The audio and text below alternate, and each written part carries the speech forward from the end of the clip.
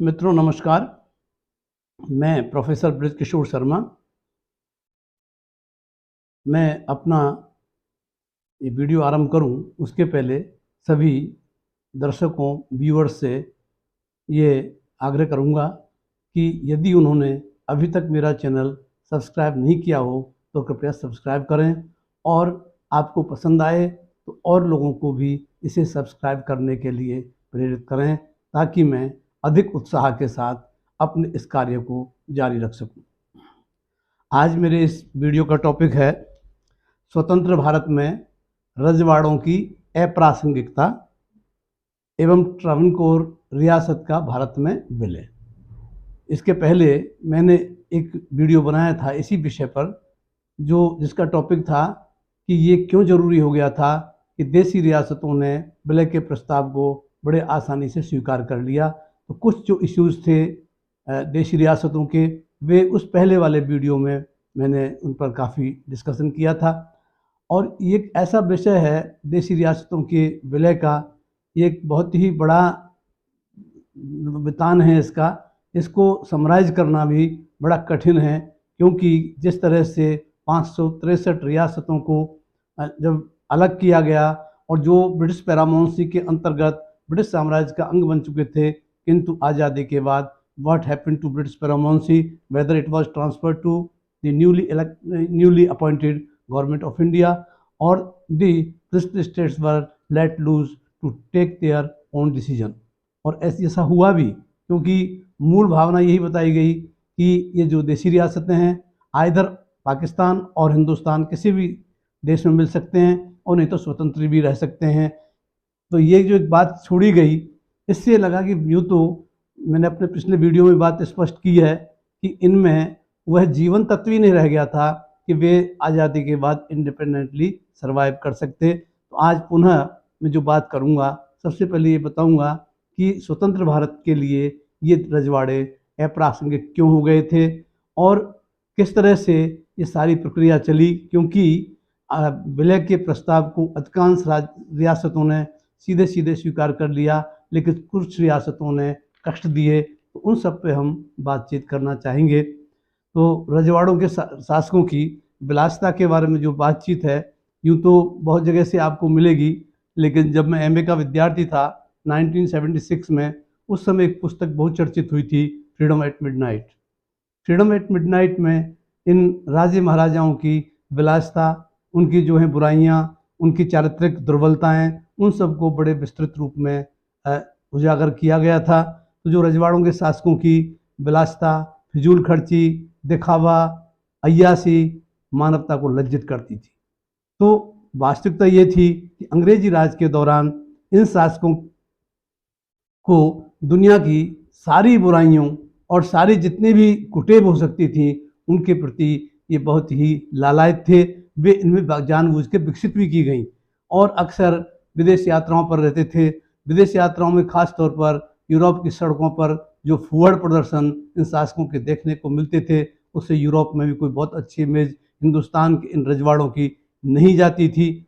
और इसके अलावा विदेश यात्रा इनका शौक था, वरना कोई भी पूछे कि देशी रियासतें ब्रिटिश रूल के अंतर्गत काम कर रही हैं, उनको यूरोप में क्या काम पड़ रहा था, लेकिन सिर्फ अय्यासी के लिए वे विदेशों की यात्रा भी करते थे। तो ऐसी अनगिनत चीज़ें हैं जो इनके जो बुराइयां अंग्रेजी प्रोटेक्शन के अंतर्गत इन रियासतों में और रियासतों के शासकों में विकसित हुई, उन पर हम कितनी भी चर्चा कर सकते हैं। ये उसी तरह जिस तरह से हरि अनंत हरि कथा अनंता इन देशी रियासतों का एक लंबा चौड़ा वृत्तांत है। लेकिन वास्तविकता ये थी कि ये शासक जनता से दूर हो गए थे, जनता और इनके बीच में भारी अंतराल पैदा हो गया था, और जो परंपरागत शासक की मर्यादाएं थीं, उन मर्यादाओं को ये भूल चुके थे।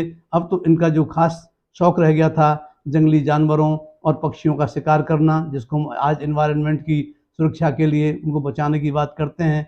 तो इनके काल में निर्बाध रूप से शिकार होता रहता था। इवन जो किसान थे उनकी शिकायत रहती थी कि उन्हें अपनी फसल की रक्षा के लिए बाड़बंदी करने से भी रोका जाता है, क्योंकि वो इनके शिकार में बाधक बनते हैं।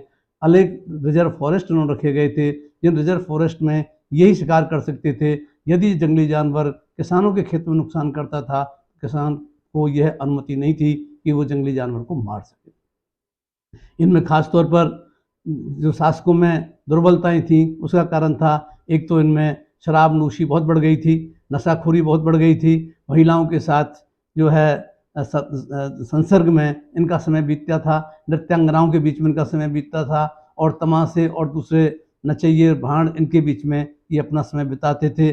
बहुविवाह इनकी शान बन गई थी। यहाँ तक स्थिति थी, ऐसे महाराजा भी थे जो महाराजा फिजिकल और not capable to have any relation with their wives. They were also married twice, thrice or many times. So this was the condition.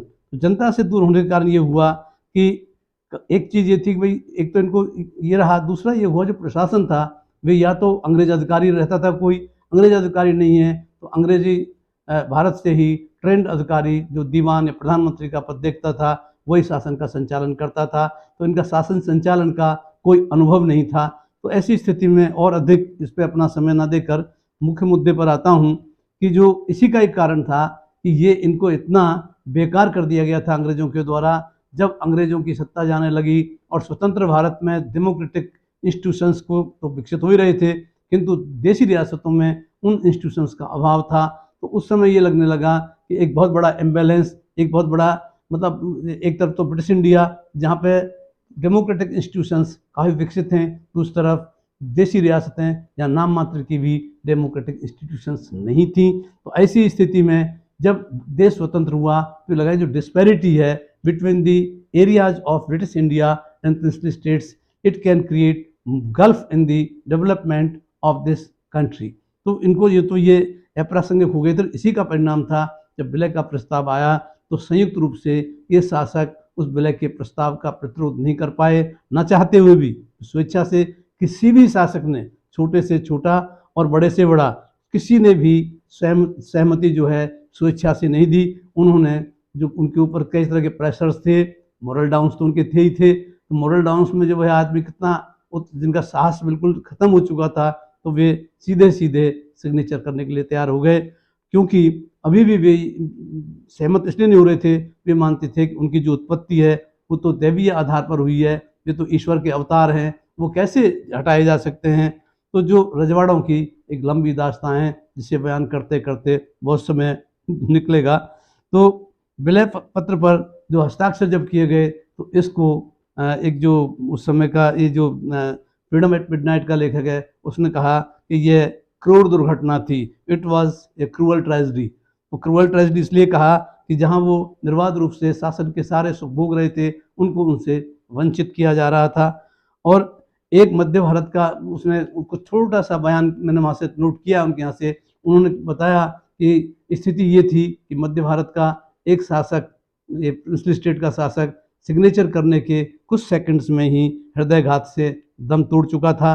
Dholpur के राजा ने आंखों में आंसू भर करके माउंटबेटन से कहा कि आपके शासक के पूर्वजों और मेरे पूर्वजों के बीच में जो संधि 1765 में हुई थी अब वो ख़त्म हो रही है।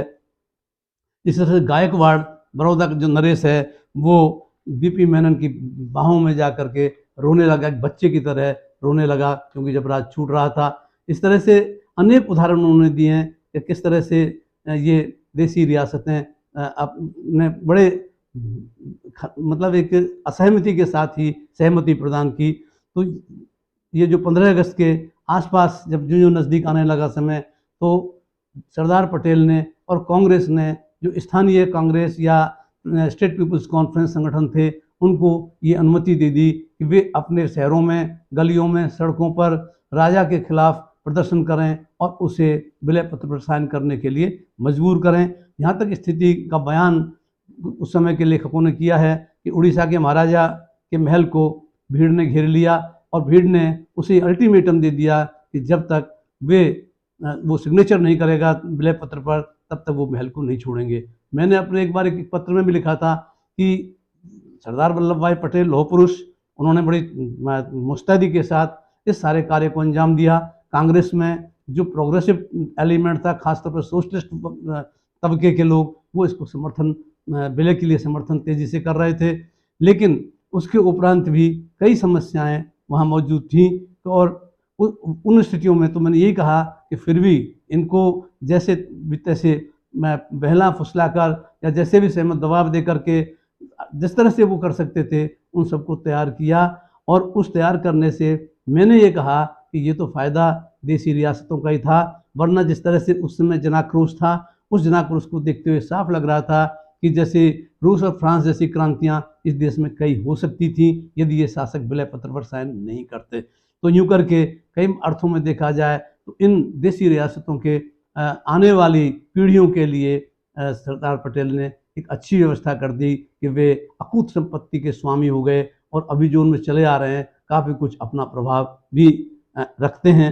तो अब जो मैं बात करना चाह रहा हूँ वो है जिन राज्यों ने थोड़ी तकलीफ दी, उसमें 3 राज्य थे जो 15 अगस्त के पहले, क्योंकि ये चाहते थे सरदार पटेल कि 15 अगस्त तक सभी शासक सिग्नेचर कर दें। तो 15 अगस्त तक सिग्नेचर करने वालों में 3 राज्य ऐसे थे जिसने कठिनाई पैदा की। उसमें सबसे पहले ट्रवनकोर था, दूसरा भोपाल था और तीसरा जोधपुर था। तो ये 3 राज्य थे जिन्होंने 15 अगस्त से पहले साइन तो कर दिए किंतु साइन करने में भारी दिक्कतें पैदा की। और 3 राज्य ऐसे थे जो 15 अगस्त के बाद भी विलय पत्र पर साइन नहीं किए। उनमें 3 राज्यों में हैदराबाद, जूनागढ़ और कश्मीर था, जिसकी चर्चा हम आगे के किसी वीडियो में करेंगे।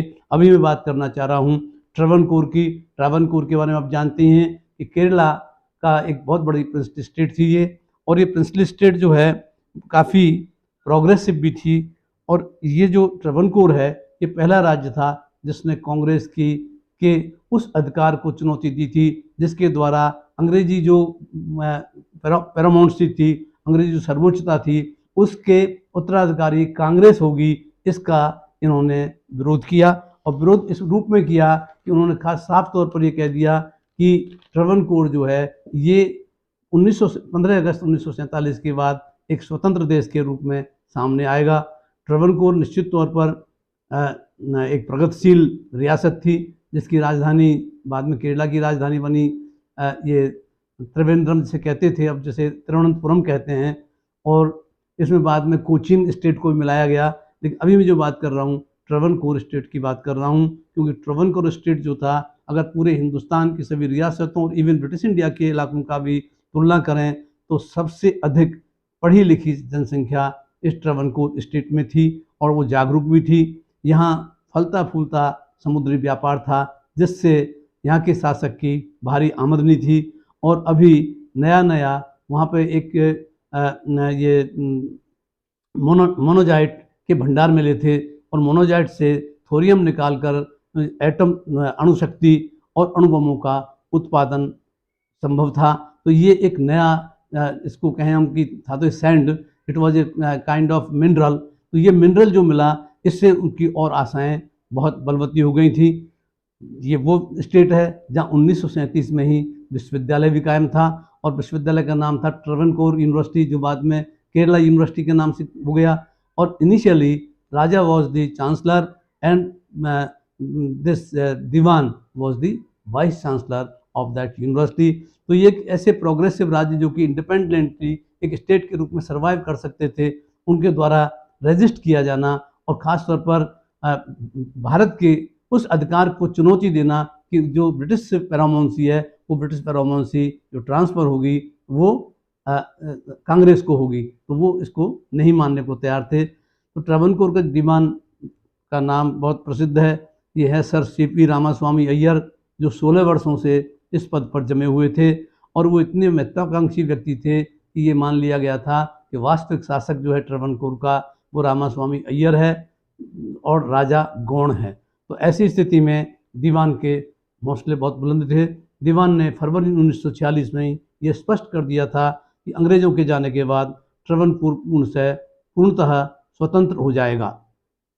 किंतु अक्टूबर 1946 में दीवान के विरुद्ध एक विद्रोह होता है कम्युनिस्ट पार्टी के द्वारा, जिसे पुन्नपरा वायलार विद्रोह के नाम से जानते हैं, जिस क्षेत्र को लिबरेट करा लिया था साम्यवादियों ने और उन्होंने अपनी सत्ता भी स्थापित कर ली थी। 2 अलग अलग स्थान थे, पुन्नपरा और वायलार। इन जो है दोनों जगहों पर किसानों की क्रांति हुई, क्योंकि किसानों ने राजस्व में वृद्धि और अकाल के दौरान उनके उनके परेशानियों में राज्य के द्वारा अकाल राहत कार्य आरंभ ना करने और भी अनेक मुद्दे थे, उनको लेकर के ये क्रांति हुई। इससे ये साफ हो गया था चाहे कितना इंटेलिजेंट और पावरफुल था ये दीवान, लेकिन ये अलोकप्रिय होता जा रहा था जनता के बीच में।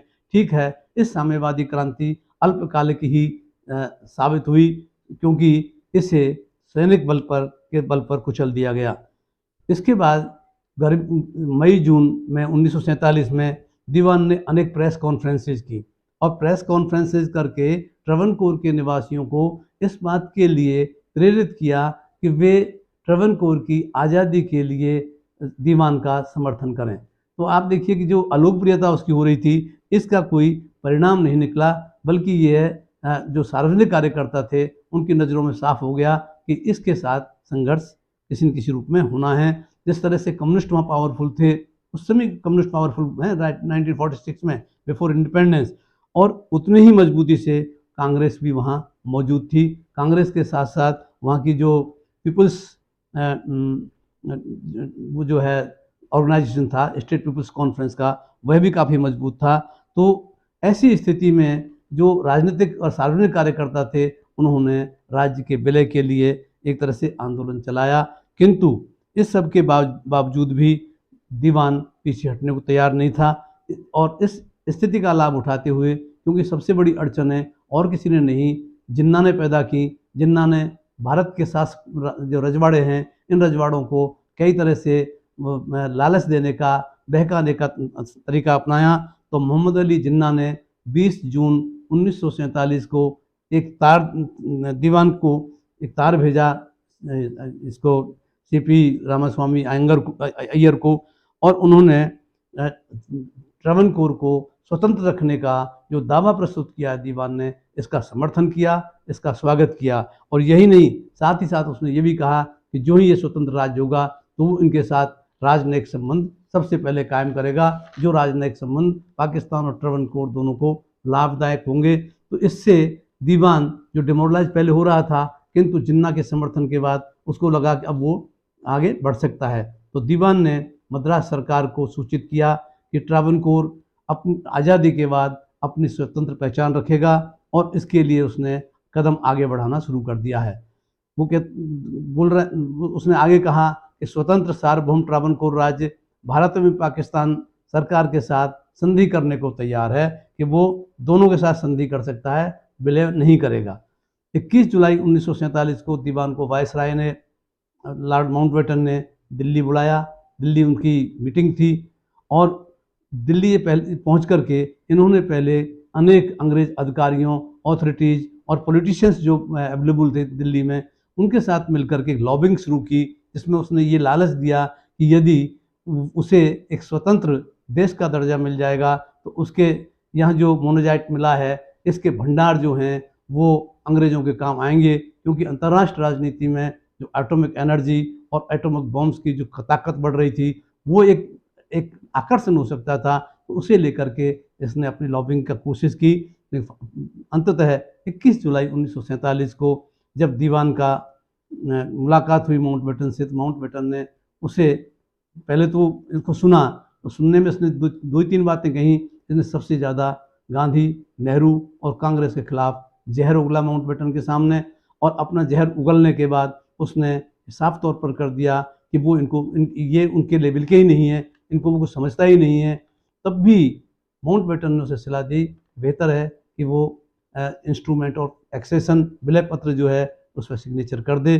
किंतु जाते जाते दीवान इमोशनल भी हो गया, वो क्रोध में भी होने लगा, तो बाद में वो जो है वो रुआंसा भी हो गया। ऐसी स्थिति में माउंटबेटन को ठीक नहीं लगा कि इसके साथ क्या किया जाए। माउंटबेटन ने उसे जाने दिया, और जाते जाते दीवान ने फिर यह दोहराया कि विलय पत्र पर हस्ताक्षर करने के स्थान पर वह भारत से संधि करना चाहेगा, यदि संधि पत्र हो तो मैं उसमें साइन कर दूं।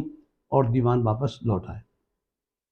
दीवान के वापस लौटने से ही ट्रवनकोर के जो जागरूक पॉलिटिकल लोग थे, उनमें काफ़ी और ज़्यादा गहमा गहमी हुई, और दीवान अभी भी स्वतंत्र देश बनाने पर टिका हुआ था। तो 25 जुलाई को वो एक म्यूज़िक कंसर्ट था, कोई कार्यक्रम था संगीत का, उसमें जा रहा था। उसमें जाते समय एक व्यक्ति भीड़ में से निकल करके आया। वो फौजी ड्रेस में था, फौजी जो है शॉर्ट्स उसने पहने हुए थे, और उसने चाकू से दीवान के ऊपर के चेहरे और शरीर पर जो है आक्रमण कर दिया। उसमें कई बार किए और उसको चोटें आई। वहाँ से वो सीधा जो है ये जो आक्रमण करने वाला व्यक्ति था, ये बंदी तो बना लिया गया, जिसके बाद बारे में पता चला कि ये केरला सोशलिस्ट पार्टी का सदस्य था। कांग्रेस का भी नहीं था, कम्युनिस्ट का भी नहीं था, ये केरला सोशलिस्ट पार्टी का एक सदस्य था।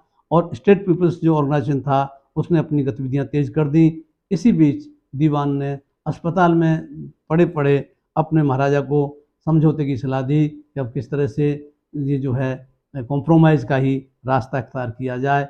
और फाइनली ऑन 30 जुलाई 1947 को ट्रवनकोर के महाराज ने वायसराय को तार द्वारा भारतीय संघ में ट्रवनकोर राज्य के विलय के निर्णय की सूचना दी। इसी के साथ ये जो जितना कोशिश हो रही थी बार बार ट्रवनकोर की तरफ से स्वतंत्र देश के रूप में वो आएगा, तो उस पर वो चीज़ ख़त्म हुई। और 12 अगस्त को इन्होंने जो है विलय पत्र पर हस्ताक्षर कर दिए थे।